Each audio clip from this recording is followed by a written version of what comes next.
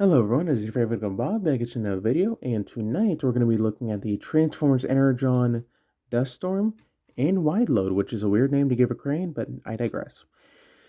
Anyways, before we get started, don't forget to like, subscribe, and comment down below what you thought of the video, or what would you like to see next. Now this is also a viewer requested video, so you can give a special thanks to Gabriel Chi for that.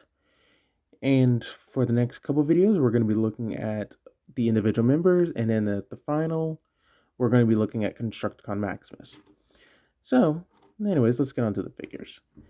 So, let's get a close-up on Duststorm real quick. Very nice. I love the coloring on this one specifically.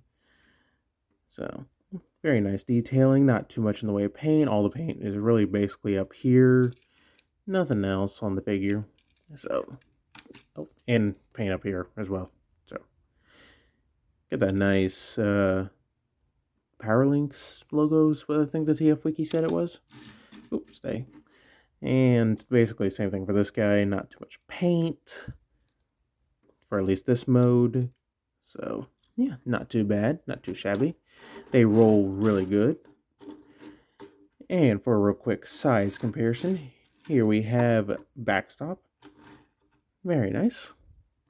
Now, as you can tell, the accessories are already attached. They both come with this cloth thing, whatever you want to call it, excuse me, along with the Energon chip or the Force chip or whatever. Just don't eat it, even though it's called a chip. It's not that crunchy. It would hurt. Anyways, for articulation, the crane arm can bend all the way up and pretty far back too. The section can rotate a full 360, and the crane arm can extend a little bit stiff, but it works. And that's basically it for articulation. All right, now for combine mode, I'm gonna use him as a leg. So we just basically want to open up this piece. Open, thank you. Open this one up. Okay, and if it doesn't already, you want to deattach the crane bit, and using this peg, you want to go ahead and rotate it around, and it will plug straight into port right in there. And there you go. There you got a leg all done. It's kind of a very long, he has a big toe, but at least he ain't going anywhere.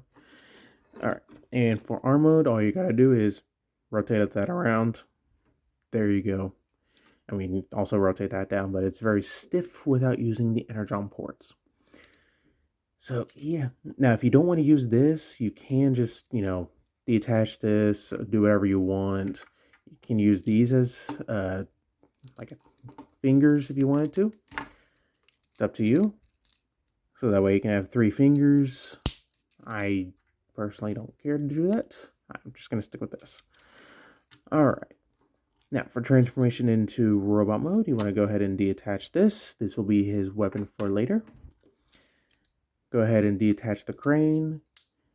Lift that up. Rotate this whole section 180. Butterfly these open. Flip this piece back. Take the panel that the head is sitting on. Rotate it back 90 degrees. Then rotate the head accordingly. Then flip around the arm, specifically the one with the cab, rotate it around 180. Then for the crane arm, rotate it around 180 and just, drop it to where you can stand just fine.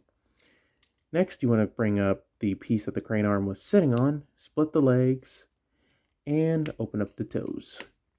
There we go. And there we go. And there you go. There you got Duststorm, or Duststorm in robot mode.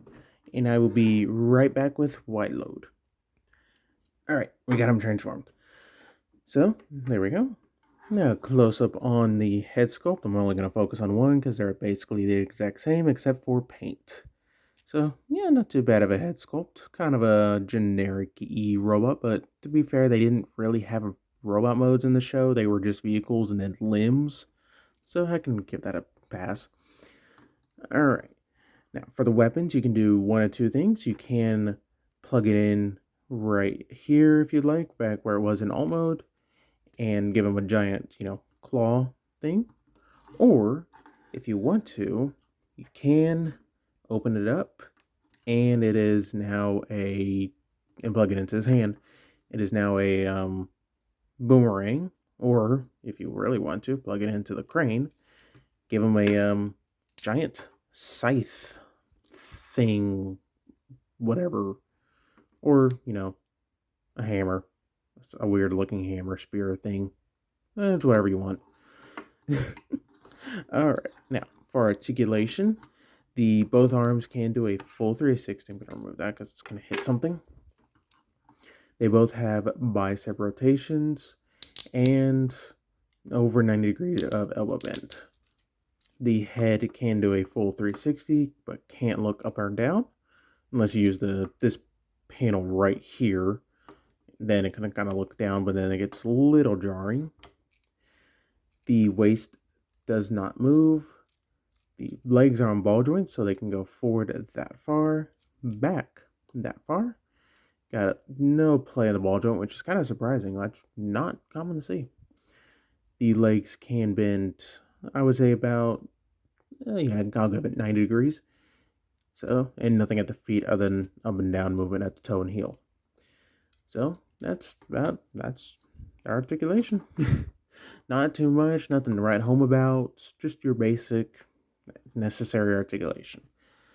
For size comparison, backstop. So, yeah, not too bad. Honestly, as for basic deluxes, or basic back then deluxes, whatever, they're okay. Nothing too shabby, nothing to write home about, like I said. If you had to just get one of the combiners, Constructicon Maximus is definitely the way to go.